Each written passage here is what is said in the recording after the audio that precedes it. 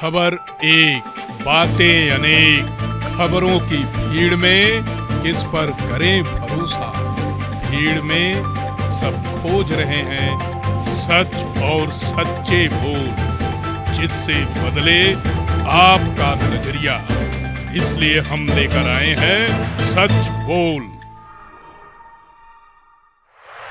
छत्तीसगढ़ के मुख्यमंत्री भूपेश बघेल कल एक नेशनल चैनल एनडीटीवी को दिए साक्षात्कार में पूछे गए सवालों का बेबाकी से जवाब दिया। उन्होंने एंकर द्वारा पूछे गए सवाल छत्तीसगढ़ में नेतृत्व परिवर्तन को लेकर कहा, वो सब तो आपके सामने है कि कुछ हुआ नहीं, और कुछ होता आप सबको पता चल जाता। उन्होंने भाजपा पर चुटकी लेते हुए कहा, गुजरात में हुआ तो सबको पता चल गया, इसीलिए इस बारे में ज़्यादा सोचने विचारने की जरूरत नहीं है, क्योंकि यह विषय हाईकमान का है और हाईकमान की बात हम सब मानते हैं। अब इस प्रकार की बात संकेत ना पहले दिया गया था ना अब है। इसके साथ ही उन्होंने कहा, अब इस तरह के कयास लगना बंद होना चाहिए। मुख्यमंत्री भूपेश बघेल ने सीधे के साथ जय वीरू की जोड़ी पर क्या कुछ कहा, आइए सुनते हैं एनडीटीवी के इस साक्षात्कार में उनकी पूरी बात। पहले भी कहा था जब वो छत्तीसगढ़ में थे, वहां से आने के बाद भी कहा, लेकिन ये कंफ्यूजन की स्थिति बनी क्यों? मतलब ये हुआ क्या? दिल्ली आना जाना, भाग दौड़, मीडिया में तमाशा हो गया, लगा कि एक और मुख्यमंत्री जा रहा कांग्रेस का। वो तो आपके सबके सामने है कि कुछ हुआ नहीं। अब होता तो आप सबको पता चलता। गुजरात में हुआ सबको पता चल गया, छत्तीसगढ़ में कुछ नहीं हुआ तो नहीं हुआ। तो इसलिए इसके बारे में बहुत ज्यादा सोचने विचारने की बात नहीं, क्योंकि ये विषय हाईकमान का है और हाईकमान के निर्णय हम सब मानते हैं। और अभी इस प्रकार से कोई बात या संकेत न पहले दिया गया था न अब है। आगे क्या होगा कोई नहीं जानता। चलिए आगे की किसने देखी है, लेकिन आप मजबूती से हैं छत्तीसगढ़ में। लेकिन आपने पिछले दिनों बड़े क्रांतिकारी कुछ काम कर दिए हैं सर। पहला सवाल वो है कि पिताजी को जेल जाना पड़ा, क्यों भाई? देखिए, छत्तीसगढ़ में धार्मिक सौहार्द हमेशा बना रहा है। जातियों के बीच में कभी वैमनस्यता नहीं रही है। जाति भेद तो है, लेकिन जाति वैमनस्यता छत्तीसगढ़ में कभी नहीं रहा।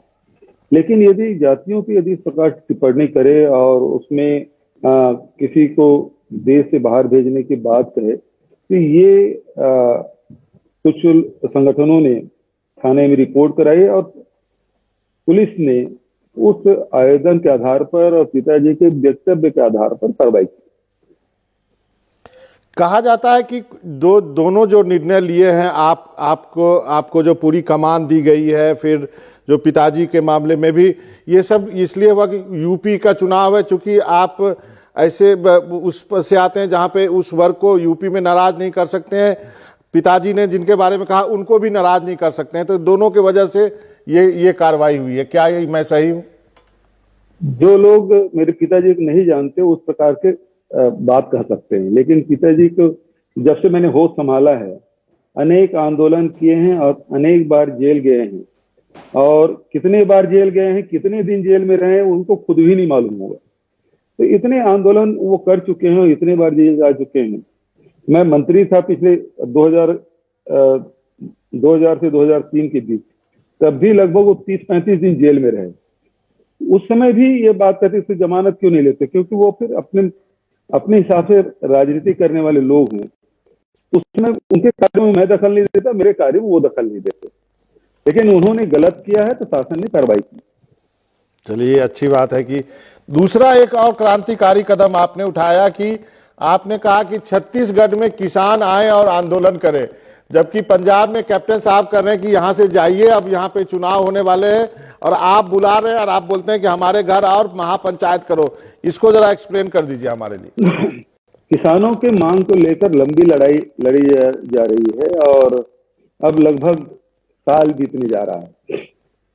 और ये जो मांग है, आपको याद होगा कि पंजाब और हरियाणा के में ही हमारे नेता राहुल गांधी जी ने ट्रैक्टर रैली करके इसकी शुरुआत की थी। बाद में किसान संगठनों ने इसको आंदोलन किया और पूरे देशव्यापी किया।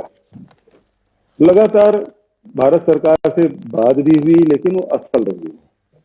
जहां तक छत्तीसगढ़ की बात है तो छत्तीसगढ़ में किसानों के हित में हमने काम किया है। यदि किसान संगठन के लोग छत्तीसगढ़ में आएंगे तो देखेंगे कि छत्तीसगढ़ में किसानों को क्या मिल रहा है। गन्ना का सर्वाधिक रेट छत्तीसगढ़ में, धान का सर्वाधिक रेट छत्तीसगढ़ में,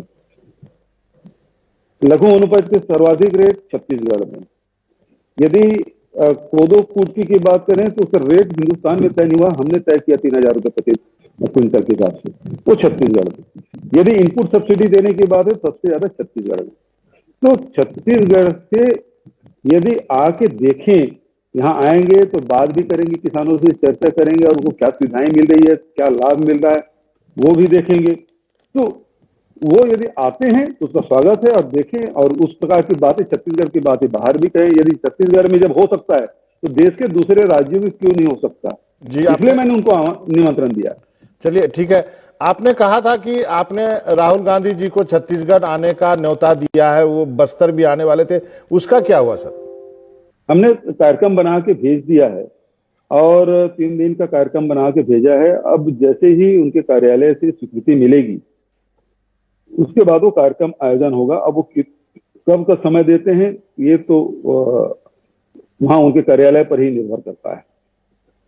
हमारी तैयारी पूरी है। चलिए, आपकी तैयारी। राहुल गांधी से याद है, हमारे पास एक वीडियो है। राहुल गांधी अभी वैष्णो देवी गए थे, कहीं पे लंच कर रहे थे, किसी एक फैमिली से उनका इंटरेक्शन है। मैं अपने डायरेक्टर को चाहूंगा कि उस वीडियो को प्ले करें। तो उन्होंने कुछ कहा, जितना समझ में आया हमने उसका ट्रांसलेशन भी किया है। उन्होंने कहा कि शायद पहले उसको सुन लेते हैं जी। हमारे सरकारी सालों को आएगा बहुत किसान के लिए, और जो अपन ये है ना भूमि के लिए मतलब 6 लाख 6,000 रुपये मतलब जमीन जगह नहीं देगा। गौ गोवर्धन के लिए बहुत बहुत धन्यवाद। हम 85,000 गोबर में चले हमारे बच्चे मना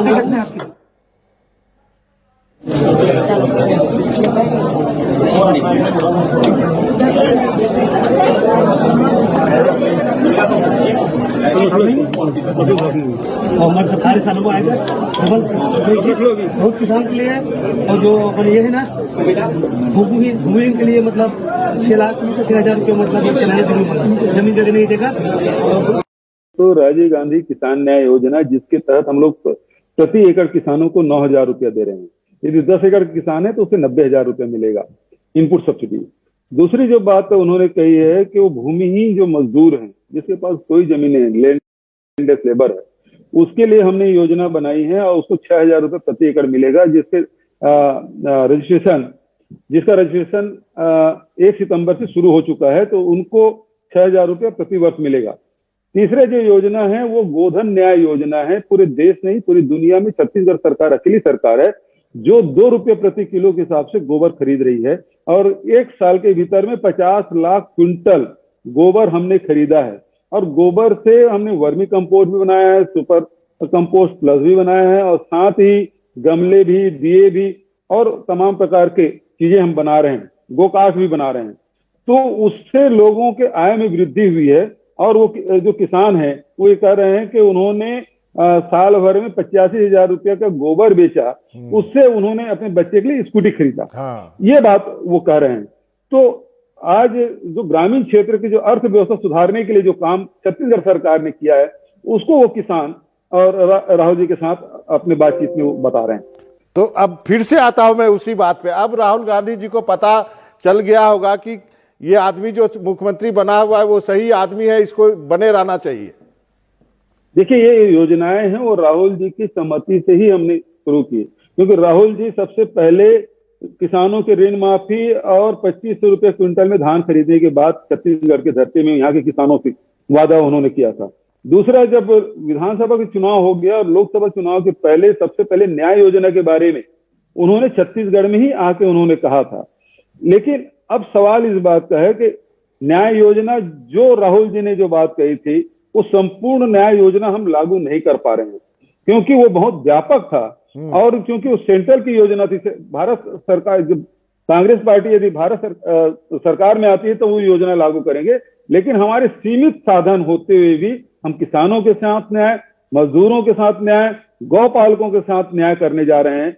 और लघु वनोपज, बघेल साहब, वो सब चीज दिख रहा है। मेरा सवाल ये था कि कहीं भी राहुल गांधी को कोई आदमी मिलता है छत्तीसगढ़ का मिल जाए, कोई ऐसा नहीं कर सकता कि बघेल साहब ने प्लांट कर दिया कि नहीं भाई इसी टेबल पे आएंगे, यहाँ पे रहना, ये बोलना, ये तो हुआ नहीं। तो मैं वो कह रहा हूं कि अब राहुल गांधी जी को भी समझ में आया होगा कि नहीं, सही आदमी सही कुर्सी पे है।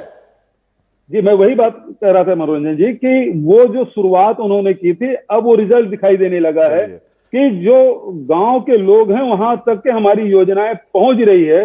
और वो बात उनको वैष्णो देवी की यात्रा के समय जो किसान मिला है उसके माध्यम से उनको पता चली। निश्चित रूप से जो सिद्धांत है वो कार्य रूप में परिणित हुआ है। मैं समझता हूं इससे हमारे नेता को संतोष होगा ही। चलिए, एक और सवाल है, पेट्रोल को जीएसटी में लाने की बात कही जा रही है। अभी मंत्रालय ने कहा है कि क्योंकि केरल हाईकोर्ट में एक ऐसी रिट आई है, इस पे आपके क्या विचार हैं? देखिए, भारत सरकार यदि जीएसटी में लाए तो कौन रोक सकता है। भारत सरकार अपनी मंशा पहले व्यक्त करे, वो जीएसटी में लाना चाहते नहीं लाना चाहते। विभिन्न राज्यों में अलग अलग वेट लगे हुए हैं और इसी कारण से आप देखेंगे जब पेट्रोलियम पदार्थों के रेट बढ़ते हैं तो अलग अलग राज्यों में अलग अलग दाम में पेट्रोल और डीजल की कीमतें होती है। बॉम्बे में अलग होता है, दिल्ली में अलग होता है, मद्रास में अलग है, रायपुर में अलग है, नागपुर में अलग रेट और मध्य प्रदेश में अलग होता है। सैकड़ा पार कभी कोई शहर करता है, कभी कोई शहर करता है। तो इसका मतलब यह है कि वेट अलग अलग है। यदि एक दायरे में आएंगे तो राज्यों पर जो वेट से मिलने वाली राशि है उसे किस प्रकार से भारत सरकार समायोजन करेगी, उसकी प्रतिपूर्ति किस प्रकार से करेगी, वो देखने वाली बात है। और भारत सरकार इसमें अपनी बात पहले करे, क्यों लगाना भारत सरकार को है। चलिए, और किस प्रकार से क्रियान्वित करेंगे उसको स्पष्ट करना चाहिए। एक अंतिम सवाल जाते जाते फिर से पूछना चाहूंगा। चुनाव के वक्त कहा गया था कि आप और ये जय वीरू की जोड़ी है छत्तीसगढ़ में, सिंहदेव साहब और आपके बारे में। तो अब दर्शकों को बताया कि अब ये जोड़ी है और इसी ढंग से काम करेगी और कार्यकाल भी पूरा करेंगे, सब कुछ ठीक रहेगा। कार्यकाल पूरा होगा, हम सबके जो साथ है वो बना हुआ है। महाराज साहब के साथ भी उसी प्रकार के संबंध है। इस प्रकार से कोई बात नहीं है, ये कयास लगना बंद होना चाहिए। चलिए बघेल साहब, बहुत बहुत शुक्रिया, आपने वक्त निकाला और बड़ी ईमानदारी से मेरे सवालों का जवाब दिया। आपका बहुत बहुत शुक्रिया सर। जी, धन्यवाद।